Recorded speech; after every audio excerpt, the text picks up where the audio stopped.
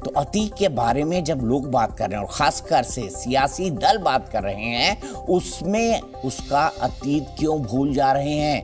Shafiqur Rahman work ने कहा कि अतीक के साथ जुल्म हुआ है, वो भी यूपी पुलिस ने किया है। सवाल यह है, जो जुल्म अतीक अहमद ने अपने सैकड़ों केसेस में किए, एक सैकड़ा मारा है उन्होंने केसेस का, सैकड़ा, जी हाँ 100 से ज्यादा मुकदमे हैं। ऐसा शायद ही आपको कोई अपराधी मिला हो जिसके ऊपर जुर्म का सैकड़ा हो। वर्क साहब कह रहे हैं कि उसके साथ जुल्म हुआ है, कुछ लोग उसे शहीद बताने की कोशिश कर रहे हैं। समझेंगे राजनीति क्या कहती है। मेरे साथ अनिला सिंह जी होंगी बीजेपी की, घनश्याम तिवारी जी होंगे सपा के, दानिश कुरैशी साहब होंगे आईएमआईएम के, प्रोफेसर संगीत रागी होंगे पॉलिटिकल एनालिस्ट के तौर पर। लेकिन उससे पहले मैं सीधे चलता हूं कर्नल सिंह साहब के पास, रिटायर्ड आईपीएस ऑफिसर, दिल्ली के लिए और देश के लिए बड़ा जाना माना चेहरा और साथ में ईडी के भी डायरेक्टर रहे हैं। कर्नल जी, मैं शुरुआत करूंगा। अतीक अहमद, राजू पाल के मर्डर में फरारी उसने काटी, उसके बाद दिल्ली पुलिस की स्पेशल सेल ने ही उसको गिरफ्तार किया था। मैं सबसे पहले ये जानना चाहता हूं कि कैसे गिरफ्तारी हुई थी और क्या रिएक्शन था अतीक अहमद का। देखिए, ये आई थिंक जनवरी 2008 की बात है। स्पेशल सेल में हमारा ये नेम था कि जितने नॉर्थ इंडिया के टॉप क्रिमिनल्स हैं उनकी लिस्ट बनाएं और उनको पकड़ने की कोशिश करें, साथ ही साथ जो टेररिस्ट हैं उन पे एक्शन लें। तो ये दो बेसिकली काम थे। तो इसके ऊपर 1 लाख रुपए का रिवार्ड था यूपी से। इस पे हमारी टीम काम कर रही थी। सब इंस्पेक्टर विनय त्यागी था, इंस्पेक्टर गोविंद शर्मा था, इंस्पेक्टर वत्स था। तो ये सारी टीम काम कर रही थी और इनको एक इनपुट मिला कि बेसिकली एक फोन मिला जो इसके शूटर का था अतीक के, और उस फोन को जब टेक्निकल सर्वेलेंस पे लगाया गया तो एक दिन एक कॉल आई कि, और उसमें आवाज उस शूटर की नहीं थी, अतीक की आवाज थी कि मैं पीतमपुरा में एक घर में आ रहा हूं। तो हमारी टीम वहां गई और जब ये उतरा अपनी कार में बैठा तो टीम ने इमीडिएटली इसको रोका, क्योंकि इनपुट रहता है ऐसे क्रिमिनल्स के लिए कि इनके पास वेपन होता। हमारी टीम भी वेपन्स के साथ थी। तो सब इंस्पेक्टर विनय त्यागी ने जब इसको कार से उतरने के लिए और अपनी पिस्टल दिखाई और बताया मैं स्पेशल सेल से हूं, तो टीम के लोग बताते हैं कि इसकी पैंट गीली हो गई थी। मतलब इतना डर था पुलिस के नाम का, क्योंकि मोस्ट वांटेड उस जमाने में था, सरकार बदल चुकी थी, उसके राजनीतिक विरोधियों की सरकार आ चुकी थी कर्नल सिंह जी। लेकिन मैं एक पुलिस अधिकारी के तौर पर समझना चाहता हूं, ऐसे माफियाओं को जब पॉलिटिकल संरक्षण मिलता है तो एक कॉकटेल कितना घातक होता है। एक रिटायर्ड पुलिस अधिकारी जिसने पूरी जिंदगी भर यही किया है, अपराधियों को सलाखों के पीछे भेजा है, वो क्या सोचते हैं इस गठजोड़ के बारे में जिसका कॉकटेल बहुत खतरनाक है। क्रिमिनल पॉलिटिकल नेक्सस जो है वो देश के लिए बड़ा हानिकारक है। और यहाँ तो even I will go beyond that, it is not ये क्रिमिनल पॉलिटिकल नेक्सस ही नहीं है, क्रिमिनली पॉलिटिशियन बन गया है। और एक पैरेलल गवर्नमेंट अगर कोई आदमी चलाता उसको माफिया बोलते हैं बेसिकली। तो एक पैरेलल गवर्नमेंट इसकी चल रही थी। अगर कोई सामने खड़ा हुआ इलेक्शन में तो उसको मार दिया, जैसे अजय पाल को मार दिया, वो इलेक्शन जीता उसको जान से मार दिया, जो मार दिया, प्रॉपर्टी छीन ली। तो ऐसे लोगों को जब पॉलिटिकल संरक्षण मिलता है तो एक दिक्कत होती है पुलिस ऑफिसर्स को, क्योंकि लोग अपने एरिया में अपने ही पसंदीदा लोगों की पोस्टिंग भी करा लेते हैं और ऐसे लोगों की पोस्टिंग नहीं होने देते जो सख्त हैं, जो कानून की प्रक्रिया में पूरे ढंग से काम करते हैं, उनको अपने एरिया में पोस्ट नहीं होने देते और इस तरह से इनका जो साम्राज्य है वो बढ़ने लगता है। ठीक है, मैं एक आखिरी चीज आपसे जानना चाहता हूं, आपने भी वो ड्रामेटिक शूट आउट के विजुअल्स देखे होंगे, कैसी दुश्मनी हो जाती है और आपको पॉसिबली क्या लगता है एज ए पुलिस ऑफिसर, क्योंकि आप इस तरह के आतंकियों और क्रिमिनल से अपनी जिंदगी सफेद पोस्ट से, चाहे राजनीतिक संरक्षण वाले हो या हार्डकोर आतंकवादी हो, आप हमेशा डील करते रहे।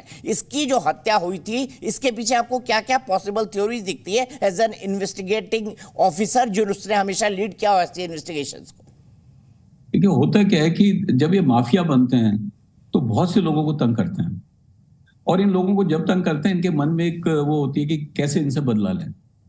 तो ये क्रिमिनल है जिन्होंने एक्ट किया है। बहुत से लोग इनको माफिया बोल रहे हैं कि नया माफिया राज आ गया। नहीं, माफिया नहीं है। माफिया का मतलब है पैरेलल गवर्नमेंट बनाना, पैरेलल आपकी सारी चीज चलना। तो इस तरह के लोग जो हैं, जैसी मौका मिलता है तो बड़े से बड़े माफिया पे अटैक कर सकते हैं, क्योंकि जब एनमिटी होती है किसी की, जब उसको मन में ये होता है कि मेरा तो सारा खत्म कर दिया, मुझे इसने नुकसान पहुंचा दिया है, मेरे रिलेटिव को नुकसान पहुंचा दिया, तो इस स्थिति में लोग बदला लेने की स्थिति में आ जाते हैं और सोचते हैं कि ठीक है हमारा जो होगा होगा, लेकिन हमें इसे नहीं छोड़ेंगे।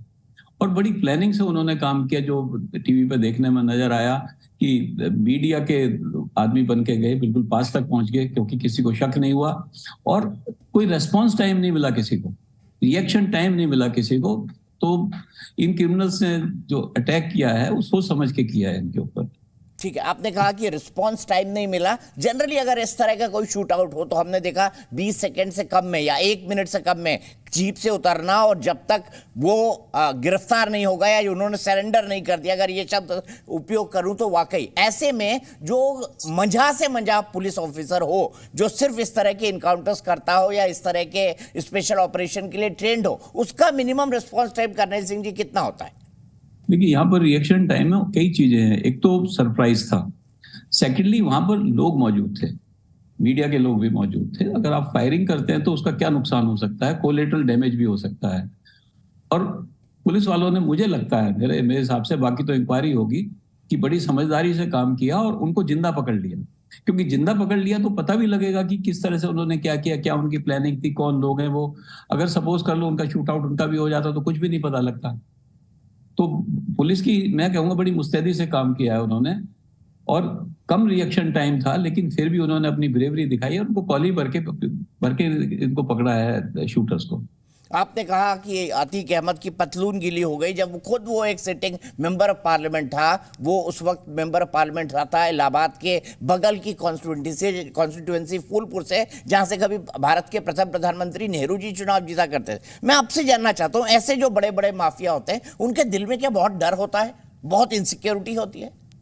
बिल्कुल, उनके दिल में डर होता है, और पुलिस से तो ये लोग डरते हैं। लेकिन इनको जो शह मिल जाती है, इनके जो कुछ आदमी जो इनसे या तो पैसे लेते हैं या इनसे डरते हैं, ये पोस्टिंग करा लेते हैं, और उनकी मदद से, ये ब्यूरोक्रेटिक की मदद से, पॉलिटिशियंस की मदद से आगे बढ़ते रहते हैं। और हमें ये नेक्सस तोड़ने की जरूरत है।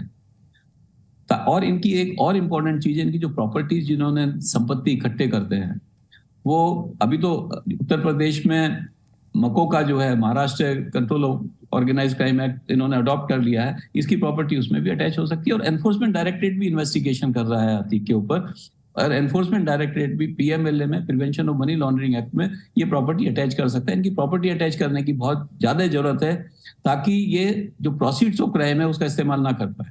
ठीक है, बहुत बहुत शुक्रिया कर्नैल सिंह जी। बहस को खोलते हैं। मैंने जैसे आपको बताया, घनश्याम तिवारी जी समाजवादी पार्टी के spokes person, Anila Singh ji BJP की स्पोक्स पर्सन, दानिश कुरैशी जी एआईएमआईएम के लीडर, और संगीत तरागी जी पॉलिटिकल एनालिस्ट। अभी अभी ब्रेकिंग न्यूज दी है कर्नैल सिंह जी ने कि जब दिल्ली पुलिस ने अतीक अहमद को पकड़ा तो उसकी पतलून गीली हो गई। अब मैं आपसे ये जानना चाहता हूं घनश्याम तिवारी जी, एक माफिया, देखिए मानसिकता, जब कानून के फंदे में आदमी फंसता है तो क्या हाल होता है, क्योंकि कानून के हाथ बहुत लंबे होते हैं। घनश्याम तिवारी जी, शफीकुर रहमान वर्क आपके वयोवृद्ध सांसद हैं, उत्तर प्रदेश, पश्चिमी उत्तर प्रदेश से आते हैं। उनका कहना है कि अतीक के साथ जुल्म हुआ, वो जुल्म भी यूपी पुलिस ने किया। आप मानते हैं शफीकुर रहमान वर्क की बात कि जुल्म किया यूपी पुलिस ने अतीक अहमद के साथ? नमस्कार आपको, दर्शकों को और मेरे को पैनलिस्ट को। 3 बातें महत्वपूर्ण है। अभी जो आपने इंटरव्यू दिखाया, उन्होंने कहा कि पॉलिटिकल संरक्षण और क्रिमिनल ही पॉलिटिशियन बन गया है। क्या आप जानते हैं कि इस देश में 400 से 500 सिटिंग एमपी और एमएलए एक ही पार्टी के हैं जिनके ऊपर क्रिमिनल चार्जेस हैं? कौन सी पार्टी है दीपक चौरसिया जी? जी न्यूज़।